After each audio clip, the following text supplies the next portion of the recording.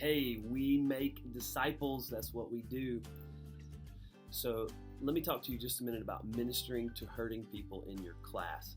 As you know, I'm not only a discipleship pastor, but I am also a Bible fellowship teacher. So I'm in the same boat that many of you are in, week to week, trying to minister to a small group of people. And it is amazing the hurts and needs that are in a class. Our class just in the last couple weeks has had class members that are very involved that have had major surgery. We've had just some very tragic, sad things happen in the life of our class members. Even this week, we have people that have issues of sin, issues that whose marriages are struggling. And the truth is, your class is just like my class. Your class has a lot of hurt, a lot of issues. So I wanted to talk to you about just real quickly how to minister to your class. First of all, just realize your class, they need help. So many times we think we can do things on our own. Recently, I've started exercising at my house, working out at my house. I have a little gym area in my basement, and I like to bench press, and I thought that I was as strong as I used to be. Well, pride got the best of me, and I tried to do just one more repetition of the weight I was doing by myself. Well, I couldn't do it, and so the weight kind of fell back on top of me, and it was very heavy, and I had to kind of push it off to the side and bruise myself pretty bad, could have hurt myself. And I was reminded that I needed some help. I couldn't do that by myself. And you know, when I'm thinking about our classes, there are people in your class that just have such heavy burdens, and they're trying to bear them alone, and they can't, and they're crushing themselves, and they're hurting themselves. And so I want you to know that it's our job, it's your job, it's my job to help lift that burden for the people in your class. And so when you're ministering to people, let me give you a few helpful hints. First, you just have to know them. You need to know your class. You need to spend time with them in order to get to know them. You need to know about their children. You need to know about their grandchildren. You need to know about their hurts and pains. You need to know about their physical condition. You need to know their past. The more you know your class, the better you can minister to them. Something Pastor Jeff taught me, and many ministers have taught me, is on Sunday you walk slowly among the people.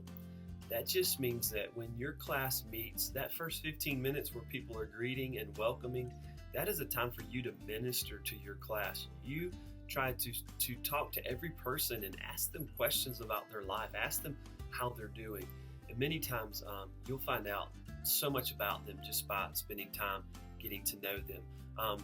The second thing I think is important is to get involved. Remember, ministry is messy. Ministry to people takes time and it takes effort. When someone is sick, it is good to check on them and call them. If someone has a surgery or someone is down and out, it is good to prepare meals for them as a class. There's a real simple website now that you can sign your class up online to take meals to people. It's very easy to do.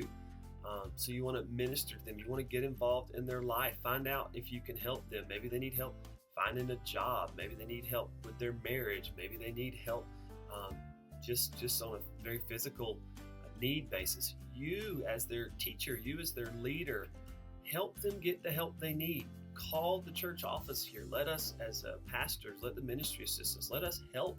That's what we're here for. So you have to get involved. Remember, ministry is messy. The third thing is so simple but so vital, is to pray for them. Not just say you're going to pray for them, but when you see them and they're hurting, stop and pray for them right then. It brings so much comfort to know that the God who's in control of everything is bigger than the problems that your people are dealing with. And then actually pray for them at your house. Put them on a prayer list that you constantly pray for and care for them. And then the fourth thing, and I think this is so important and it's often overlooked, is when our people step away from God in sin, it is our job, it is our calling, it is our responsibility to confront them in love. Ephesians 4:25 says, stop lying to one another. It says to speak the truth to your neighbor, for we are all parts of the same body. And so it's so important.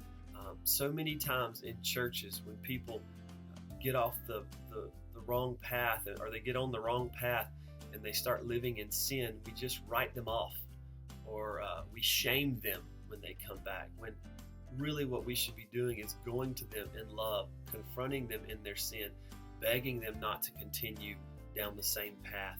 Remember that good shepherd left the 99 to go find the one because he cared about every sheep.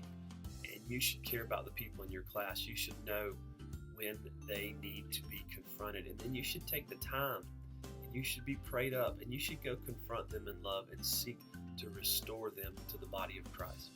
Listen, your class, unfortunately, will not remember much of what you teach them. They'll remember some things, but not much. But I promise this, they'll remember how you made them feel.